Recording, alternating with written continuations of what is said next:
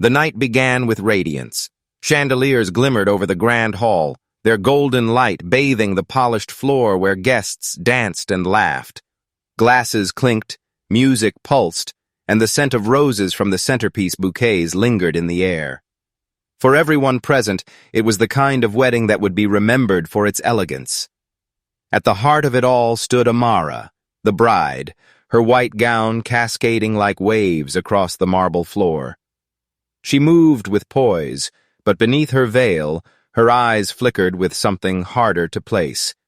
A subtle tension, like a secret pressing against her ribs. Beside her was Daniel, the groom, his smile broad and convincing, though at times his gaze followed her too intently, almost possessively. The ceremony had been flawless. Vows exchanged, rings slipped onto trembling fingers, applause filling the air. Yet as the reception wore on, something about Amara seemed restless. She excused herself from conversations often, her laughter sometimes too forced. Guests noticed, but no one spoke of it. Not yet. "She looks radiant," one woman whispered, fanning herself with the printed program. "Radiant? Maybe. But doesn't she look distracted?"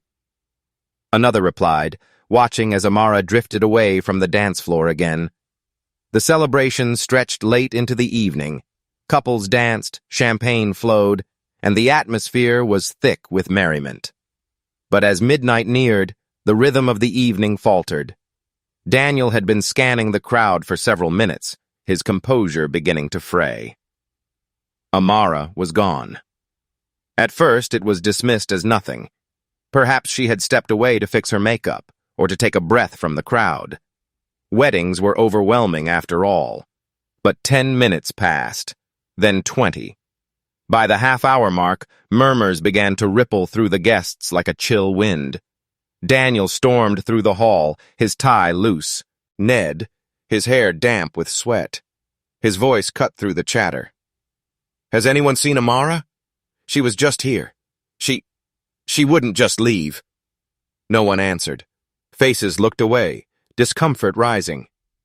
A bridesmaid, pale and hesitant, offered, "Maybe she's upstairs in the bridal suite. I can check." But the suite was empty. Her bouquet was still laid neatly on the dresser, the veil folded carefully beside it. Shoes abandoned. No bride. The music stopped. Guests huddled in groups, their whispers swelling louder than the silence in the room. The grandeur of the evening, once shimmering with joy, had curdled into unease. Outside, the air was cool, the night thick with shadows. Daniel paced the garden, shouting her name into the darkness. His hands trembled as he pulled out his phone, dialing again and again, each ring unanswered. Narration slowed like a camera panning across the scene. The glowing lanterns in the courtyard, the abandoned glasses on tables, the uneasy glances exchanged. The wedding had become a tableau of dread. One guest later recalled the look on Daniel's face, a mix of fury and fear, veins throbbing at his temple. "She wouldn't just run off," he muttered, almost to himself, almost to the night. "Not today. Not after everything." But the hours dragged on. Midnight became one bled into two. The celebration dissolved into chaos as guests began to leave in silence, some too nervous to stay, others too curious to turn away. By dawn, only a hollow echo of the night remained. Half-drunk glasses, crumpled napkins, and a groom with wild eyes, pacing like a man trapped in his own skin. The bride had vanished, as though swallowed by the shadows of her own wedding night, and while panic gripped Daniel, none could have imagined the horror yet to come, that by the following evening, the groom himself would be found lifeless. The night's glitter had ended not with vows, but with a disappearance that would haunt every guest who had once called it the perfect wedding. The dawn light filtered weakly through the grand hall's curtains, painting the once glorious reception room in dull gray tones. Empty glasses and overturned chairs stood like ruins after a celebration that had turned into a nightmare. The laughter of the night before had vanished, replaced by hushed voices and the scraping of shoes as the last of the guests shuffled uncertainly. Daniel hadn't slept. His tie hung limp around his neck, his shirt crumpled and stained with sweat. He looked less like a groom and more like a man unraveling. Every step he took echoed with urgency, his movements sharp, restless. His phone buzzed in his palm, unanswered calls piling up like accusations. "Where is she?" His voice broke the silence, hoarse and edged with fury. Someone had to see her leave. She didn't just vanish into thin air. But no one gave him what he wanted. The families sat huddled in the corners of the room, exchanging uneasy glances. It was as though they were waiting for him to explain something, anything, that would make sense of what had happened. His mother-in-law, eyes red from crying, finally spoke. "Daniel, please, did you and Amara fight last night? Before she disappeared?" The question hit like a stone thrown into a pond. Heads turned toward him, waiting. Daniel's jaw tightened. He shook his head too quickly. "No!" he snapped. "We were fine. We were happy. Why would she leave me on our wedding night?" The words rang out, too defensive, too loud, and though he tried to cover it with grief, there was a flicker in his eyes, something that felt less like sorrow and more like fear. A cousin muttered near the back of the room, just loud enough for others to hear. "Then why does it feel like he's hiding something?" Daniel whipped around, his face flushed, fists clenched. "What did you say?" The cousin fell silent, but the damage was done. Suspicion had been planted, spreading like cracks in glass. By late morning, the police were notified. Officers walked the halls of the hotel, their radios crackling softly. They spoke first with Daniel, asking him to recount the night. His answers came too fast, rehearsed, as though he wanted the questions to end before they had even been asked. "She went to the powder room around 11, he said. "I thought she'd be right back. I was talking to some guests. I didn't notice how long she was gone. When I went looking, she was just gone. That's it." But his voice trembled on the last words, and the officers took note. Through the open doorway, guests watched the questioning unfold like an impromptu theater. Their whispers carried, "Why doesn't he look surprised? He's angry, not broken. Something's not right." Daniel slammed his fist on the table, startling everyone in the room. His composure shattered completely. "Stop looking at me like that. She's my wife. She's missing. Help me find her." The outburst silenced the room, but it didn't erase the unease. If anything, it deepened it. His desperation no longer looked like grief. It looked like guilt clawing its way to the surface. By evening, fatigue weighed on everyone. The search had begun in earnest, police canvassing the grounds, guests trickling away in silence. But Daniel remained, pacing the suite with the air of a man hunted. He clung to his phone, each unanswered call to Amara pushing him closer to the edge. The last person to see her, a bridesmaid, was summoned for questioning. Her memory of the night would soon open another crack in Daniel's story, one that couldn't be ignored. And with it, suspicion would turn into something darker. The air in the hotel lounge was thick with exhaustion and suspicion. Guests huddled in clusters, their once celebratory attire now crumpled and weary. Police officers moved in and out, their notepads filling with fragments of testimony. Everyone had something to say, but little that seemed to matter. Until one voice rose above the noise. It was Layla, one of the bridesmaids. Her dress was wrinkled, mascara smudged from hours of tears, yet her expression carried something more than grief. It carried hesitation, the kind born of holding back a dangerous truth. I think I saw her," Layla said softly, clutching the hem of her gown as though it might anchor her. The room fell quiet. Even Daniel stopped pacing. His head snapped toward her, eyes wide, almost desperate. "You what? You saw Amara? When?" His words came sharp, like a knife slicing through silence. Layla's gaze darted to the floor, then back to the waiting eyes around her. "It was late. Sometime after the first dances. Maybe close to midnight.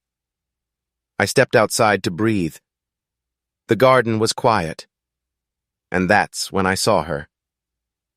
Narration slowed, like a camera lens narrowing on her memory. The garden had been dimly lit, lanterns swaying faintly in the night breeze. Amara stood there, half hidden among the shadows, her veil pulled back, her phone pressed tightly to her ear. Her hands trembled as she spoke, though her voice was hushed, urgent. "She kept glancing over her shoulder," Layla whispered, like she didn't want anyone to know she was out there. Her whole body was shaking. I almost called out to her, but something stopped me. Daniel's face hardened. "And you didn't say anything? You just watched her?" "I thought she needed space," Layla said quickly, her voice cracking. She looked trapped, like she was begging whoever was on the other end of that call. I didn't want to embarrass her. The silence that followed was suffocating. Guests exchanged uneasy glances, each one piecing together fragments of a puzzle that now seemed larger than they'd imagined. Daniel's tone sharpened. "Did you hear what she said? Any words?" Layla shook her head. "Not clearly. Just fragments. But I swear I heard her say, 'I can't do this anymore.'" The words dropped into the room like stones in deep water, their ripples undeniable. Daniel lurched forward, his face flushed with rage. "She was under stress. That doesn't mean anything. Weddings are overwhelming. Don't twist her words." But even as he spoke, his voice quivered. The denial sounded thin, forced. Police officers took note, their pens scratching quickly across the page. Layla's account was the first solid lead, and though it lacked clarity, it carried the weight of something ominous.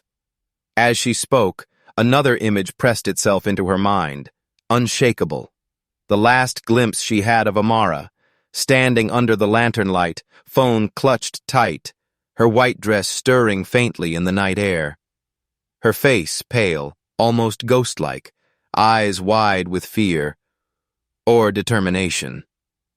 Layla's voice broke as she whispered, "She looked like she was about to run, like she didn't plan to come back." The guests murmured again, some shaking their heads, others nodding grimly.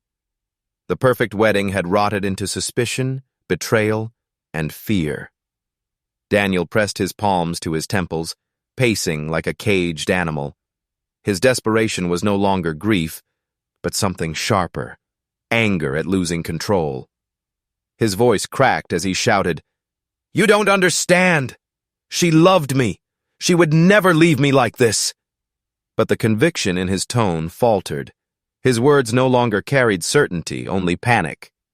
The officers didn't press further, not yet, but the seed had been planted. A bride, trembling in the dark, whispering of escape. And within hours the mystery would twist into something far more horrific. For while they searched for the missing bride, another discovery waited in silence. Upstairs, in the honeymoon suite. The hours after Layla's revelation stretched heavy, each tick of the clock dragging the air tighter. Officers continued their search, combing the gardens, sweeping corridors, questioning guests one by one. The missing bride had become a riddle twisting through every whisper, every uneasy glance. But as the morning wore into late afternoon, the search took a darker turn. An officer moved quickly down the hallway, his face pale. His voice carried just enough to cut through the buzz of speculation. "We need everyone to remain here.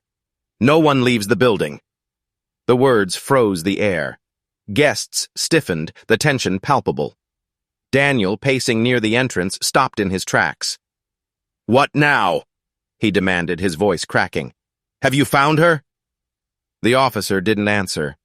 Instead, two others moved past, heading toward the staircase that led to the honeymoon suite.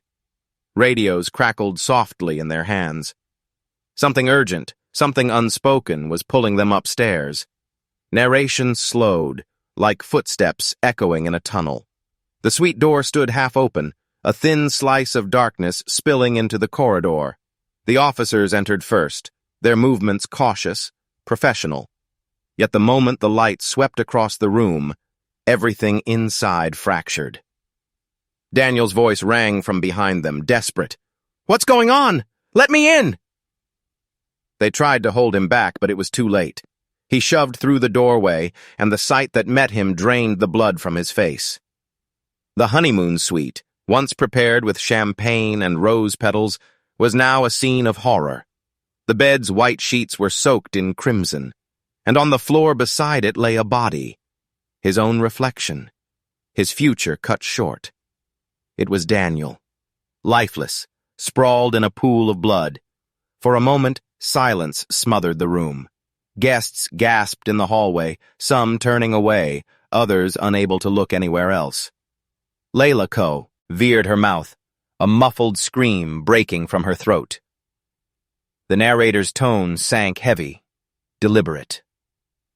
The groom, who hours earlier raged and pleaded for his missing bride, now lay motionless. The wedding that had begun in vows and promises had ended in blood. Police rushed to secure the room. Officers barked orders, cordoning off the suite, forcing shocked relatives back into the hall. The sound of radios filled the air, urgent and sharp. "Clear the area!" one shouted. "We have a body!" The whispers came quickly, wild and frantic.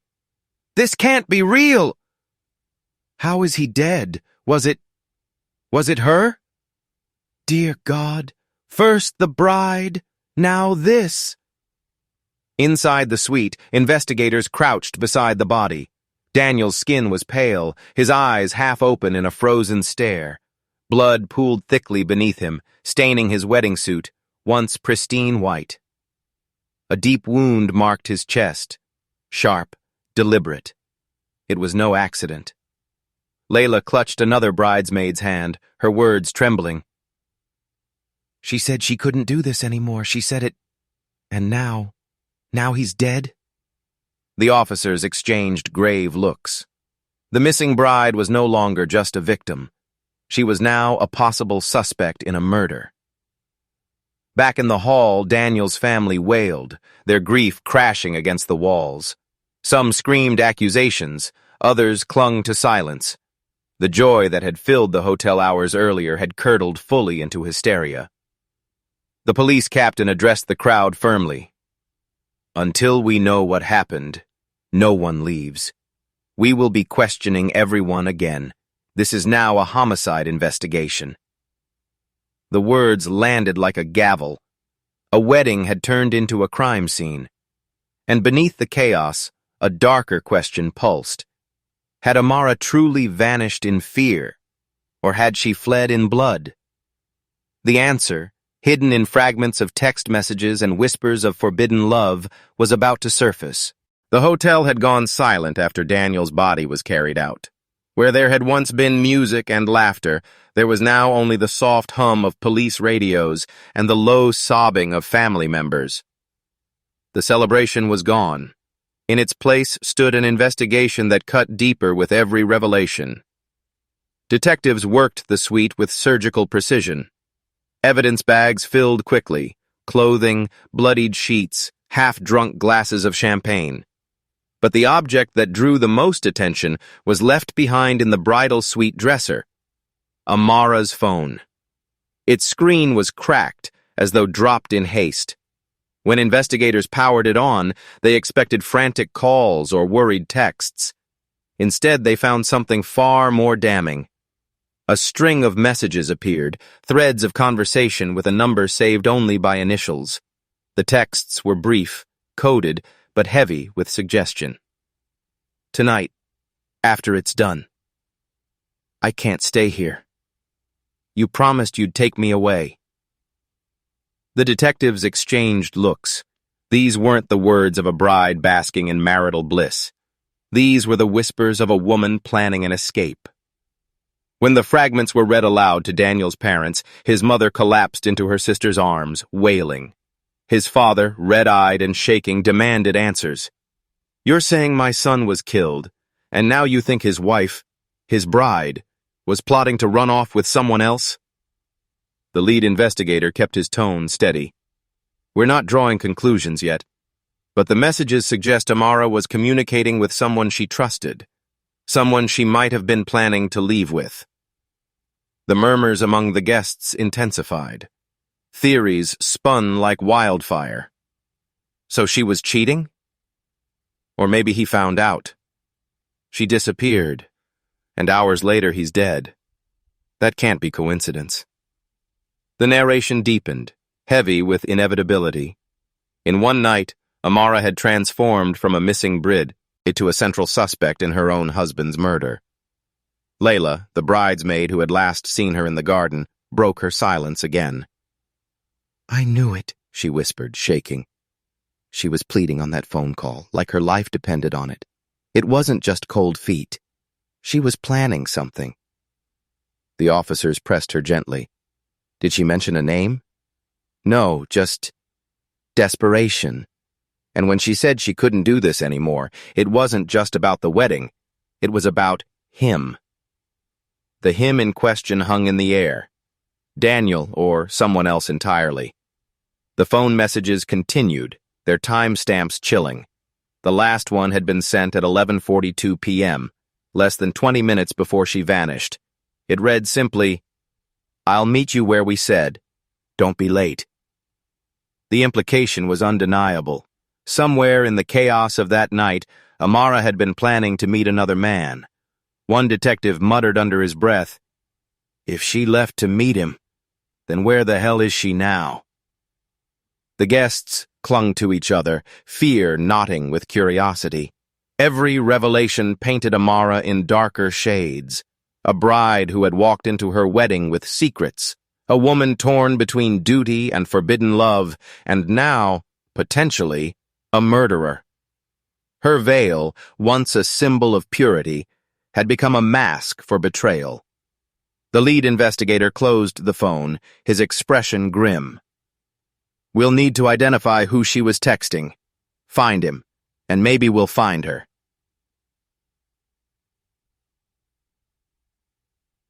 The hunt was no longer just for a missing bride. It was for the shadow that lingered beside her, the secret lover who had been waiting in silence. And as the police prepared to track the mysterious number, the story would soon unravel a man whose presence at the wedding had gone unnoticed, but whose role would change everything. The mysterious number found in Amara's messages became the new center of gravity. Detectives worked quickly, tracing it through records, piecing together fragments of identity. What emerged was a name that caused the air in the hotel to still like a held breath. Elias Carter. Few of the wedding guests recognized it at first, but when the photos were pulled up, several admitted they'd seen him at the reception, lingering near the back, dressed simply, not a family member, not part of the bridal party. Just another face in the sea of well-wishers. But Elias wasn't just anyone. He was part of Amara's past. The detective's narration cut sharp and deliberate. Elias had not been invited out of courtesy. He had been there out of devotion, a devotion that stretched long before Daniel ever entered Amara's life. When investigators tracked him down the following day, Elias didn't resist. He sat in the dim light of the station room, his posture taut, eyes fixed on the table. His hands, large, calloused, twisted against each other, betraying the storm beneath his calm surface. At last he spoke. "I wasn't supposed to be there. She asked me not to come, but I couldn't stay away, not on the night she was being given to him." The detective leaned forward. "You and Amara, how long have you known each other?" Elias's gaze flickered, haunted. "Years. Before Daniel. Before all this." We met when she was still in university. She was everything. We had plans once, real plans. But her family didn't approve. She was pushed into something safer, something wealthier. The picture began to sharpen. Amara caught between two worlds, forced into the marriage that glittered on the surface while her heart tethered itself to another. Elias lowered his voice, each word weighted with guilt. She called me the week before the wedding, said she couldn't go through with it, said Daniel wasn't too. He man everyone thought he was, that he was dangerous. Narration painted the memory vividly. Amara, her voice cracking through late-night phone calls, confessing her fear of Daniel's temper, his control, the way he disguised cruelty as charm. To Elias, those words had reignited the fire of the past, binding him to her once more. She begged me to wait for her, he said, eyes wet now. She told me she'd find me at the garden after the reception. We were supposed to leave together. I swear. I waited. The detective's pen scratched slowly across the page. But she never came. Elias's voice cracked. No. I waited hours. Thought maybe she'd changed her mind. But then I heard he was dead. The room hung thick with silence. The lover's grief was raw, but beneath it lay suspicion. Was Elias telling the truth, or was his heartbreak a mask for something darker? One officer pressed further. Did you kill Daniel? Elias's head snapped up, his eyes blazing. No, I wanted her free of him, but not like this. I didn't touch him, I couldn't. The description lingered on his trembling hands, the way he pressed his palms flat against the table, as if swearing by the weight of his own body. Yet the evidence painted a murkier picture. He had motive, forbidden love, years of resentment, promises made in secret. He had opportunity, present at the wedding, lurking in the shadows. And he had the desperation of a man who had waited and been denied. The narration deepened. To investigators, Elias was no longer just a footnote in Amara's life. He was now a central figure in a story of betrayal, obsession, and blood. The session ended with Elias slumping back in his chair, defeated. His voice, low, almost inaudible, carried a final truth. If she's gone, she's not running from me. She's running from something much worse. The words hung in the room, unsettling the officers. What could? To be worse than a missing bride and a murdered groom. The answer lay hidden in the cracks of Daniel and Amara's marriage. A past that would soon be torn open, revealing a darkness no one had yet dared to speak aloud. Elias's words lingered in the detectives' minds like smoke refusing to clear. Daniel wasn't the man everyone thought he was. That phrase became the thread investigators began to pull, and as they did, the glossy fabric of Daniel's carefully polished life started to fray. The first cracks appeared in conversations with the couple's closest circle. Friends, bridesmaids, even distant relatives who had once admired Daniel's composure began to hesitate when asked about him. Their answers were measured, cautious, as though speaking the truth might invite some ghost of his disapproval. Daniel was charming, one bridesmaid admitted, her fingers tightening around her teacup. But it wasn't real charm. It was the kind that demanded you admire him. He could light up a room, but only if the spotlight was on him. If Amara ever drifted from that even a little, his smile would vanish. Others echoed the sentiment. He was the kind of man who cloaked criticism as concern, jealousy as protection. A groomsman recalled a chilling memory. He'd call it love, the way he kept tabs on her. Every text, every call, he needed to know. At first it looked like devotion, but then it was suffocating. He once pulled her aside at a party just because she laughed too much with someone else. As the testimonies stacked up, a portrait of control emerged. Daniel wasn't merely protective, he was possessive. Friends remembered whispered arguments in corners, the tense silences at gatherings when Amara's gaze lingered too long elsewhere. One bridesmaid recounted a night when Amara confided that Daniel had gone through her phone while she slept. "She laughed it off," the bridesmaid said, eyes downcast. "Said he just wanted to feel secure." But the way she said it, it was like she was convincing herself more than us. Detectives compared these recollections with Elias's claim that Amara had been afraid, that she had described Daniel as dangerous, and slowly the puzzle sharpened. The groom, who had been presented as the grieving husband, the victim of a tragic love triangle, now appeared in a far more sinister light. Family friends revealed another layer. Daniel's jealousy had deepened in the weeks before the wedding. He had grown increasingly restless, questioning Amara's late-night outings, her unexplained absences. To them, his behavior seemed like pre-wedding nerves, but now, viewed through the lens of blood and disappearance, it carried darker weight. The narration cut in sharply. Daniel had built his image with precision. The doting fiancé, the successful provider, the man every parent would want for their daughter. But behind closed doors, his world was about control, not love. Amara was not his partner. She was his possession. Detectives noted a disturbing consistency. Amara's closest friends had all seen glimpses of her hesitation, her unease. Yet she had walked down the aisle anyway, her veil hiding not just her face, but her fear. One bridesmaid's voice trembled as she recalled the night before the wedding. "She told me she felt trapped, said she wished she had more time, that things were moving too fast. I thought it was cold feet, but now, I'm not sure." Piece by piece, Daniel's saintly image collapsed. What had once looked like the foundation of a fairy tale marriage now revealed itself as a cage built on manipulation and control. And yet, one question refused to quiet. If Daniel had been so controlling, so relentless in his need to bind Amara to him, who had managed to slip past his grasp and take his life? The narration lingered on the uncertainty. The groom was dead, but the shade, how he cast still stretched over every corner of the investigation.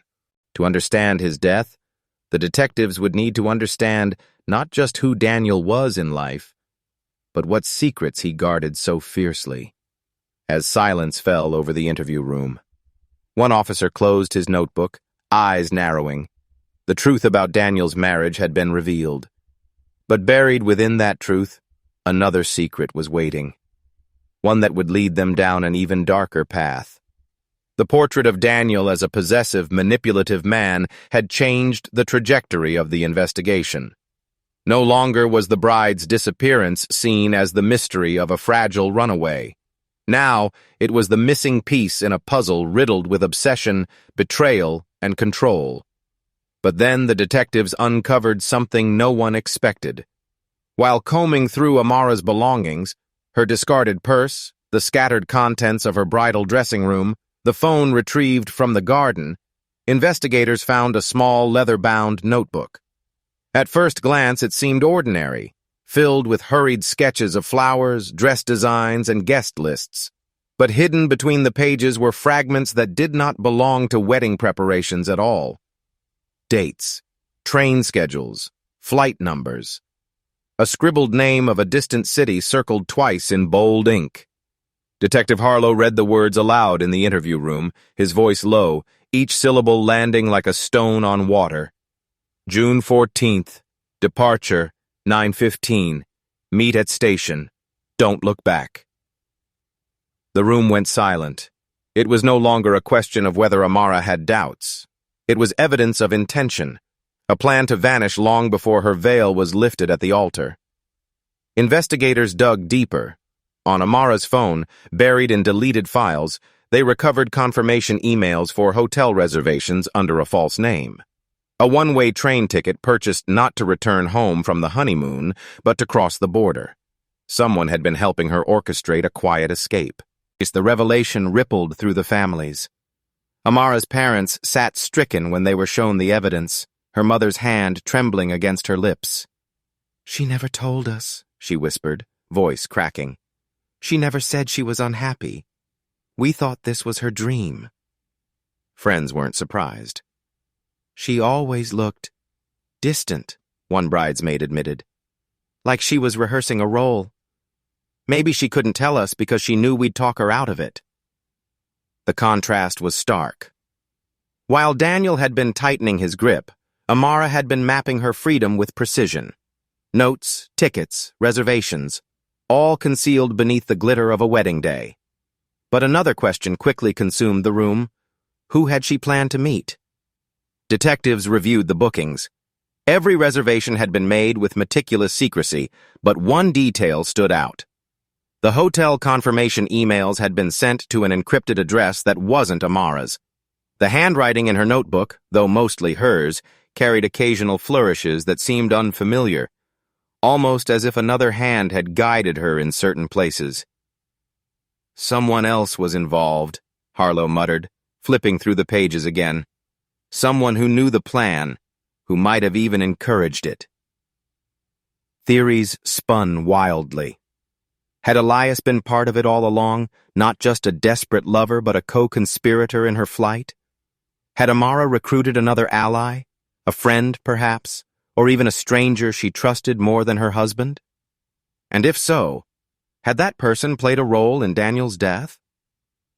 The suspense deepened when forensic experts examined her phone data more closely. A pattern emerged. Late-night calls to a single unlisted number, always short, always ended abruptly. The final call had taken place only hours before she vanished. Narration tightened. The wedding was never meant to end with vows. It was meant to end with disappearance. A clean severing of ties from a man who had bound her too tightly. But somewhere in the execution of that plan, something had gone horribly, fatally wrong. Detectives leaned closer to the evidence, their notes filling with arrows and question marks. The escape had been planned. The partner remained unknown. And the blood in the honeymoon suite suggested someone had taken that plan into their own hands. The chapter closed with a chilling realization. If Amara had never intended to stay, then her disappearance was not an accident of the night. It was deliberate. And now, the question was no longer whether she fled, but whether she had help pulling the strings that ended in Daniel's death. The discovery of Amara's escape plan left one name hanging heavier than the rest: Elias. He had lingered on the periphery of the wedding, a shadow among the crowd, his eyes following the bride with unspoken urgency. Now, confronted with evidence of a secret plan, detectives brought him back into the interrogation room. The light above cast sharp angles across his face, and his hands fidgeted restlessly. He looked less like a conspirator and more like a man crushed beneath the weight of something unsaid. Detective Harlow leaned forward. "We know she planned to run. We've seen the bookings, the notes, and we know you weren't just a friend. So tell us, what happened that night?" Elias swallowed hard. His voice trembled when it finally emerged. "She was supposed to meet me at the station, after the reception. We were going to leave together, just disappear. She said she couldn't do it anymore. The way he controlled her, the way he made her feel like she was trapped in a cage. She begged me to help her." The words spilled out like a confession he had been holding back for years. His eyes brimmed with tears that refused to fall, and his shoulders shook with the strain of holding himself upright. Detective Rowan asked quietly, "And did she arrive?" Elias's jaw clenched. His answer was a whisper, almost drowned by the hum of the light over red. "No, I waited. Hours. She never came. I kept checking my phone. No messages, no calls. I thought, maybe she changed her mind. Maybe Daniel found out. And then—" He broke off, burying his face in his hands. The detectives allowed the silence to stretch, letting his guilt bleed into the room. "Elias," Harlow pressed, his voice firm but measured. "What time was your last contact with her?" He lifted his head slowly, eyes rimmed red. "Around 11. She called me from the garden, whispering. Said she was scared. Said Daniel was watching her too closely, but she promised she'd slip away. She told me to wait for her, that she loved me. That was the last time I ever heard her voice." The confession drew a sharp breath from Rowan. The garden. The same place where the bridesmaid had spotted Amara earlier, phone pressed to her ear, hands trembling, the stories aligned too perfectly to ignore. Elias gripped the edge of the table, voice breaking. "I swear, I didn't hurt him. I didn't go near that suite. I was waiting for her. I wanted her free. Not this, not blood, not—" He stopped, choking on the words. The detectives exchanged glances. His despair felt genuine, yet his role in the night's chaos couldn't be dismissed. If Amara had been planning to flee with him, why had she vanished instead? And who had spilled Daniel's blood upstairs while Elias stood waiting at the station? Narration tightened. His confession painted him not as a killer, but as a man stranded in the wreckage of promises broken. A lover who had risked everything, only to be left clutching empty hours and unanswered questions. Rowan leaned back, her voice low. "Elias, whether you touched him or not, you were part of this plan. And until we know where Amara is, your story doesn't absolve you. It only raises more questions." Elias lowered his head, whispering into his palms. "She was supposed to be with me. If she isn't, then something terrible happened. And if Daniel is dead, then maybe it found her too." The detectives filed out of the room, leaving Elias alone in the half-light. His shoulders hunched, his frame shaking, his confession echoing in their ears. Amara was supposed to run, but she never arrived. And that chilling absence carried them into the next question. If Elias hadn't touched Daniel, then who had? And was Amara a victim in hiding, or a hand in the murder itself? Elias's confession left detectives with more questions than answers. He seemed broken, desperate, but his words carried one undeniable weight. Daniel knew. Amara's fear, her whispered calls, her hidden notes, none of it could have existed without Daniel sensing the truth. And soon, the investigators found evidence that confirmed it. From Daniel's study, retrieved after a second search of his apartment, came a locked drawer filled with journals and torn letters. At first, they appeared to be random fragments, scribbles of anger, half-finished thoughts, names scratched out. But laid out in sequence, they revealed something more chilling. Daniel had discovered Amara's affair long before the wedding day. In one entry, his handwriting was sharp and deliberate. "She thinks I don't see. She thinks her smiles with him escape me. But I will not lose her. I will remind her that she belongs to me." Other notes revealed plans disguised as affection. He wrote of binding her closer, of ensuring no exit remains open. The journal was not the record of a man betrayed. It was the blueprint of a trap. Detective Rowan read aloud from one page during briefing. "The wedding must go on. Let her play her role. But when the curtain falls, she will learn that freedom is an illusion. If she runs, I will know." The words chilled the room. Daniel had not been blind. He had been orchestrating. As investigators pieced the entries together with testimonies from friends, a disturbing narrative surfaced. Daniel had staged the image of a flawless groom while quietly tightening the noose of Piaz. Psychological control. He monitored her movements, tracked her phone calls, and even rehearsed conversations to disarm her suspicions. Friends had noticed small gestures that now seemed sinister. A cousin recalled how Daniel insisted on seating Amara in clear view of him at gatherings. A colleague remembered how Daniel once boasted of having ways to keep people loyal. At the time, it seemed like a joke. Now, it felt like a warning. But the most damning discovery came not from the journals, but from the honeymoon suite itself. Forensic technicians, combing through the room once again, found a small recording device hidden beneath the bed. On it, hours of muffled audio, some indistinct, but enough to capture fragments of Daniel's voice. On the tape, his tone was steady, calculated. "You think you can leave me? That you can run with him? No. You will see what happens when vows are broken." The recording ended abruptly. The last sound a heavy thud followed by silence. The implications were devastating. Daniel had known about Elias. He had known about the escape plan. And instead of confronting Amara directly, he had chosen to create a stage where fear, betrayal, and control collided. A stage that ultimately consumed him. Detective Harlow summarized grimly, "This wasn't just a love triangle. This was a war of control. Daniel baited her, trapped her, and in the end, whatever happened in that suite, it destroyed him." But the exact sequence of that destruction remained elusive. Did Amara fight back? Did someone else intervene? Or had Daniel's own obsessions driven him to a fatal breaking point? The narration tightened. Daniel's world was not undone by chance.